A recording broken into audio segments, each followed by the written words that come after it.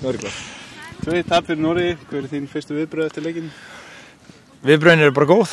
Eins og ég var búinn að segja áður við komum að úrslitin í æfingaleikjunum núna í vor er ekki eitthvað sem við þurfum að hafa miklar áhyggjur af. Við verðum að bara auka breytina og þroskast hratt og það er það sem ég horfi í. Þannig að þetta vill maður alltaf vinna og þegar maður er inn í leikjum þá reynir maður að finna leiði til þess og við vorum að gera það á móti mjög sterku liði og bara hörku leikur.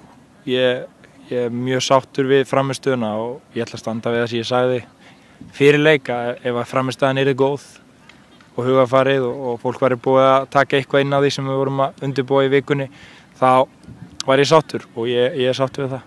Það eru 5 að spila sem fyrsta leik. Hvernig svona leist þér á frammistöðu þeirra? Ég er mjög jákvætt. Náttúrulega eins og gengur og gerist þá komu mistök inn á milli og þetta er 90 mínútna leikur og það komu eitthvað mistök og leikmenn svona kringum mark eða mörkin sem við fengum á okkur. En það er bara allt í lagi. Það læra á þeim og eru til þess að fóta sig og verða betri og það með að gera mistök núna þannig að það er bara eins og það er en hugafarið og hvað það læriði mikið á stuttum tíma á mjög jákvætt. Þannig að ég er ánægður með þær allar.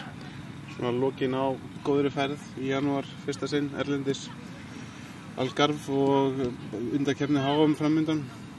Hvernig er ánægður með ferðina? Mjög ánægður með þetta. Topp aðstæður og frábær leikur.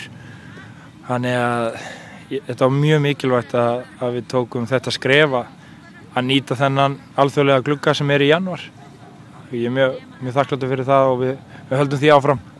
Þannig að við drúgumst ekki aftur úr því að við þurftum á þessum leik að halda til þess að hjálpa leikmönnum að verða betri því að verða ekki betri án þess að fá verkefni og hér fengu eins og segja 5 nýliðar leiktíma og leikmenn sem eru búin að vera í langan tíma frá landsliðinu með fáa landsleiki, litla reynslu á bakinu, fá bara stór hlutverk og skilu þeim fínt og munu bara halda áfram að þroskast í kjölfarið og það verða að gera það því við þurfum á því að halda.